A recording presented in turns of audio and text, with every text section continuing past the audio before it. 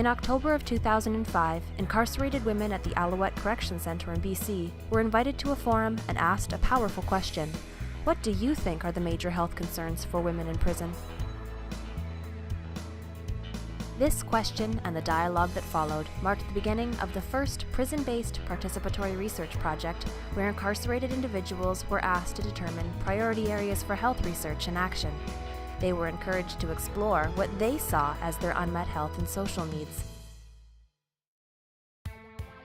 9 health goals emerged from this prison-based study: improved relationships with children, families, and partners, improved peer and community support, increased access to safe and stable housing, improved access to individualized healthcare, increased job skills, relevant education and employment, improved dentition and oral health, improved physical, emotional, spiritual, and mental health, improved health disease knowledge, and an increased ability to contribute to society.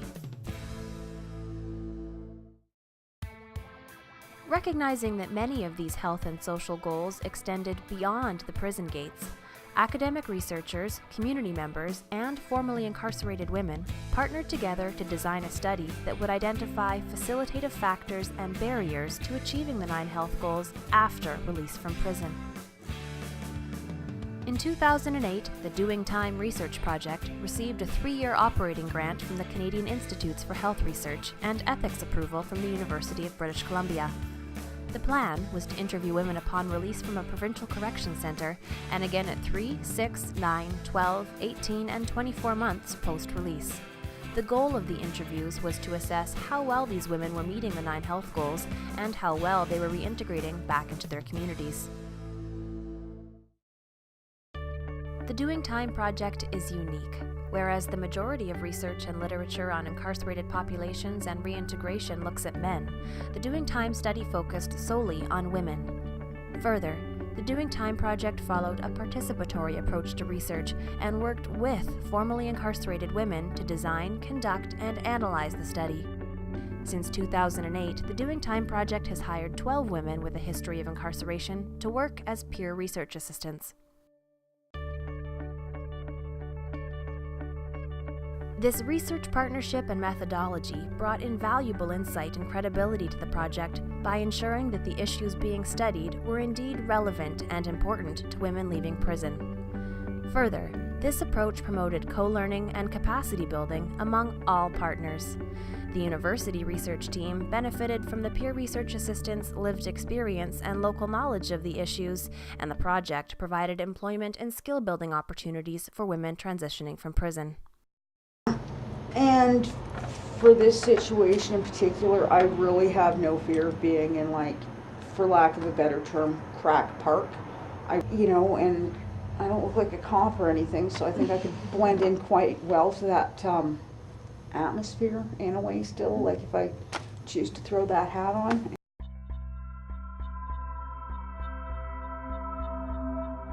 The primary role of the peer research assistants was to invite and interview study participants following their release from prison.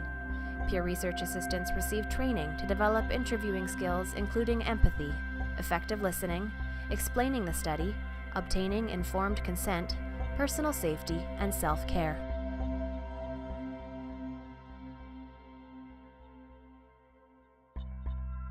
Finding and following up with participants for interviews was challenging given the population under study.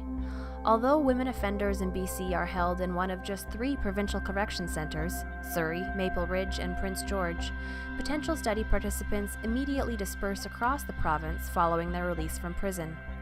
To increase the study's reach and ensure a representative sample, the Doing Time project hired peer research assistants in 7 communities across BC to conduct interviews. The research team invited participants to the study via posters, emails, and prison-based info fairs. The team also relied heavily on word of mouth and the informal social support networks of the peer research assistants.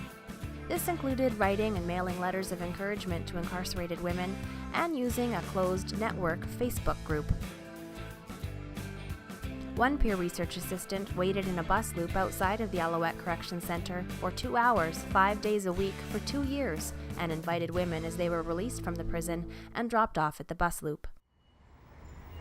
Hi, Hi. my name's Mo, and I work for UBC on a project called Doing Time. I was wondering if you'd be interested in doing an interview on the 9 health goals women came up with inside prison.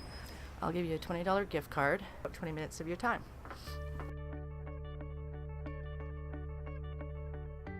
Interviews took between 20 and 30 minutes to complete and were conducted in a wide variety of settings: coffee shops, resource centers, and sometimes on the street.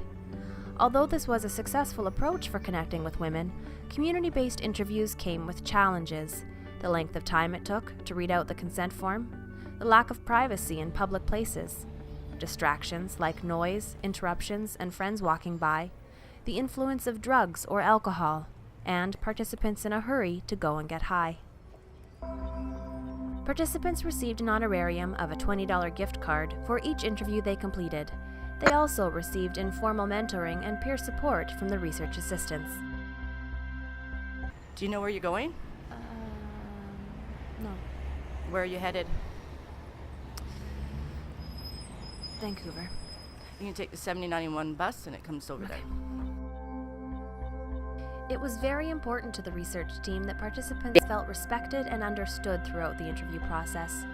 To build trust and create common ground, many peer research assistants used an element of self-disclosure and explained that they too had been in similar situations. Addiction and crime affects all of us, right? Yeah. And just because I'm doing this doesn't make me any different than you know? The positive rapport between interviewers and interviewees helped to ensure that participants would provide accurate information, complete full interviews, and stay in contact for future follow-up. Okay. I'll put an envelope on Yeah, so this was your 18 months. I'm going to do one more at 24 months. So that's what, in 6 months, right? Okay.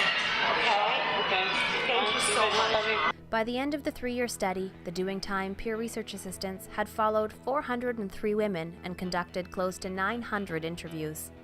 Moving forward, the information collected will be shared with and interpreted by study participants, health and community service providers, prison administration, and regional and provincial governments. The long-term goal is to develop a community-based health action strategy outlining the services and policies required to better support women transitioning out of prison. For more information on the Doing Time project and how you can get involved with efforts to support women leaving prison, call 1-877-84-WOMAN.